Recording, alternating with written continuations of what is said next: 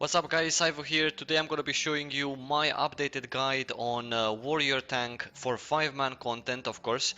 I will be making a guide also for 20-man content, which is raiding, but that's going to be a bit later on. For now, let me show you how I run my 5-man dungeons, adventures, and whatever other things I do in a small group. First of all, I will show you my skill build. I will show you my amps. These are the skills I use for 5-man content. I'm gonna explain to you guys also why I use them.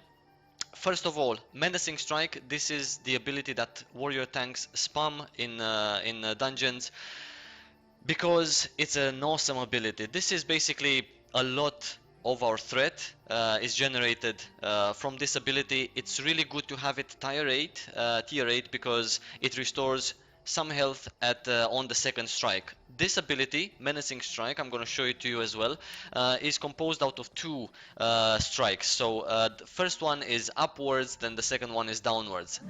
Up and down. Now on the second strike, on the downward strike, then you will restore two, depending on your support rating, of course, you will restore some health. In my case, with my support rating, I restore 2439 HP per second strike. So basically, as you can see, you can do it all the time. It's basically like a 2-second ability. That means that once in 2 seconds you will restore 2.4k health if you have a similar support power, which in my case is 3752. Now, depending on your support power, this ability will restore a little bit less HP and will do a bit less damage, but it is a must for every warrior tank to have Menacing Strike in his build. Now, tier 4 also gives you a nice thing. Deflect chance by 5%. Now, deflect chance is not a big thing for warriors, so I wouldn't necessarily bother very much with this, but the tier 8 bonus is amazing, and I recommend you guys, if you're warrior tanks, to take Menacing Strike as well.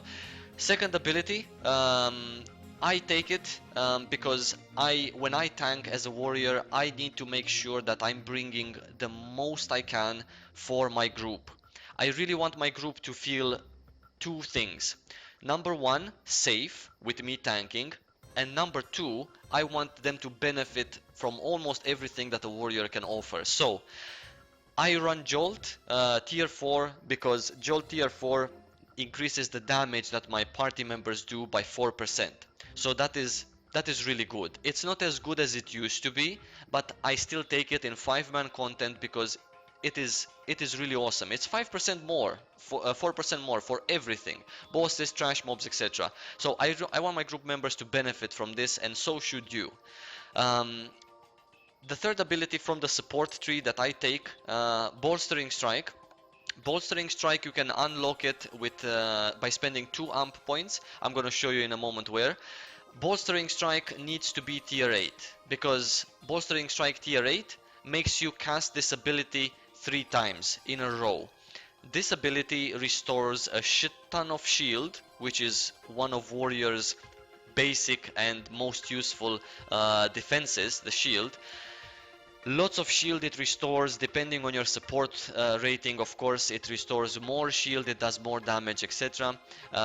So it is an amazing threat generating ability. Bolstering Strike has to be tier 8 because of the tier 8 bonus, which is 3 times in a row cast it, and after that the cooldown is reduced by 1 second. So you can literally you don't even have time to use it as much as it is if it would be as much as it is off cooldown. So yeah, it is an awesome ability. Take it. Needs to be tier 8. Of course, my build, skill points and amp points, I have all the skill points and I have all the amp points. You should work towards having all the skill points and amp points as well, because it is really important. If you don't want to farm them, buy them from the auction house. They are cheap as duck. Now, in my other tree, I have in the utility tree as well, I'm running these days with Kick tier 0 because I need to run Bolstering Strike tier 8 and I want to run Jolt tier 4. Remember, as a warrior tank, you can skip Jolt tier 4, you can skip Jolt altogether if you don't take a tier 4 anyway. I don't recommend it. I recommend you still find space for this in your bar. I'm gonna tell you later that you can, because it is 4% more damage. Simple as that. And if you're a warrior and if you have it and if you're tanking, you should have this one. In any case, kick tier 0, I would like to have kick tier 4. I cannot have kick tier 4 because I'm running Jolt tier 4, I'm running Power Link tier 4. So kick will be for me tier 0. Sometimes I do change depending on the boss fights. Of course, guys, remember this is an overall build. You don't necessarily need to run this for every single boss in dungeons or adventures because bosses change and you need various things, you know, according to the boss. But this is a really good setup for starting out and for later on when you're at an end game as well.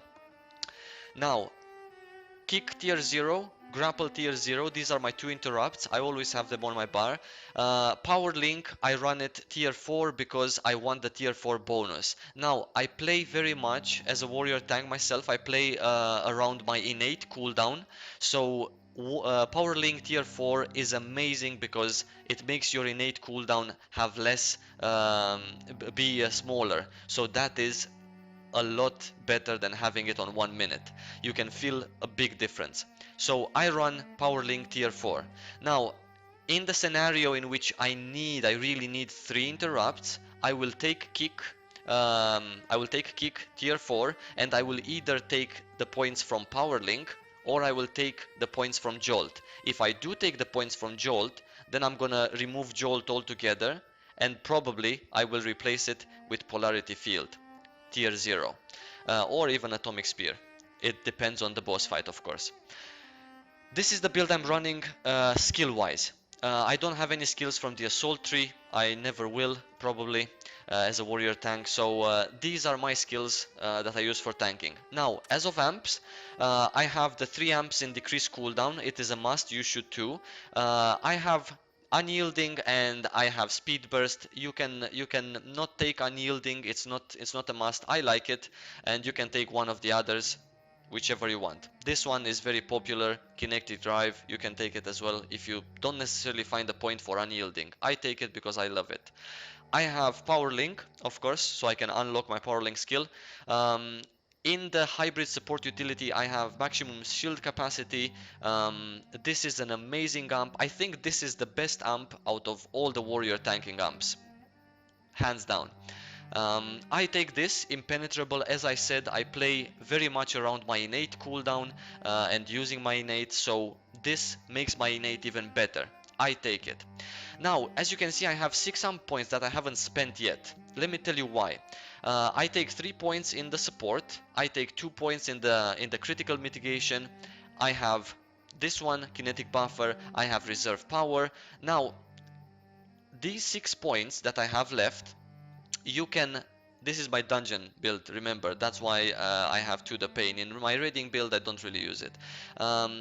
These 6 points you can spend either in Indomitable, which is a really good skill, or you can, if you feel like you have some threat issues, which you shouldn't in drop 6 as a warrior tank, then you can put 4 points in full force and then you have still 2 amps to use. You can either put 1 more in critical mitigation and 1 more in deflect, or you can use them in another skill tree, which I don't think you should. I saw some warriors running with strike through, so you can put 2 points here if you wish, but I don't use that. So anyway, so I have this one in dungeon runs. We kind of go a bit full YOLO in dungeon runs. Sometimes I solo things, sometimes we run without a healer. So me having this, I find it as a benefit.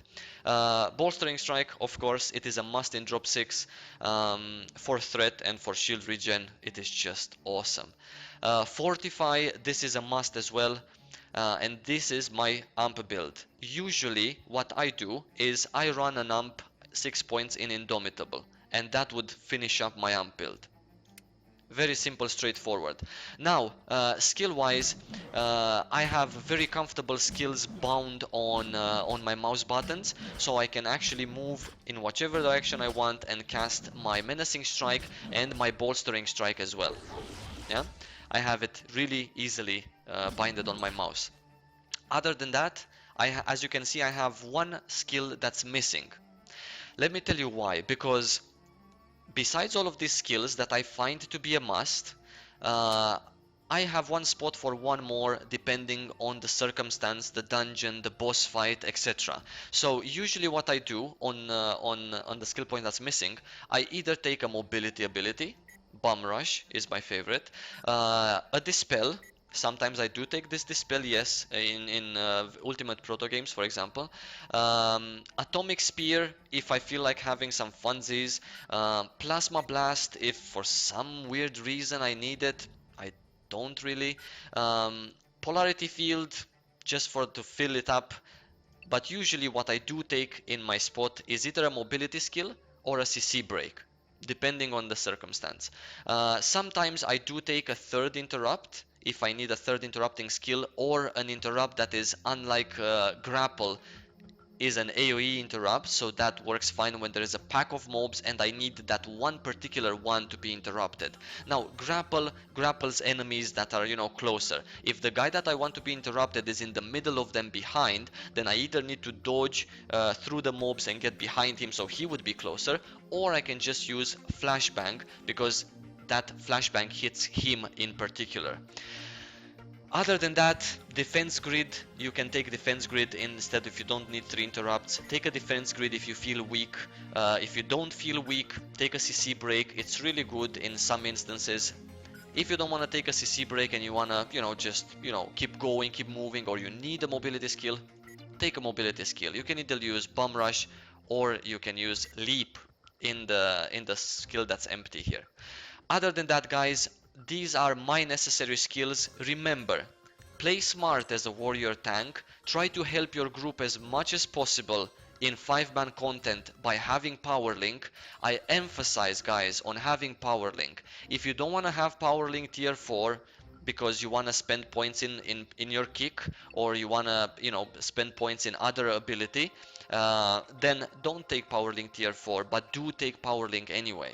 It is an amazing skill. You as a warrior tank should know better to help them and to make the run faster with power link and with jolt. So do that. Don't be afraid. You don't need to take shield burst to have a combo with your bolstering strike. There's no need for that these days. Warriors are so strong, and this bolstering strike tier 8 makes you so strong, and your innate as well. So you don't need shield burst.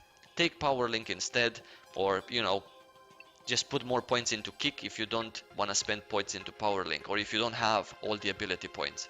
Help your group as much as possible as a warrior tank. Be smart, don't be crazy, just sometimes. And yeah, that's about it for my drop 6 warrior tank in 5-man content. I wish you guys all the best, lots of love, subscribe to my channel, and yeah, see you in game.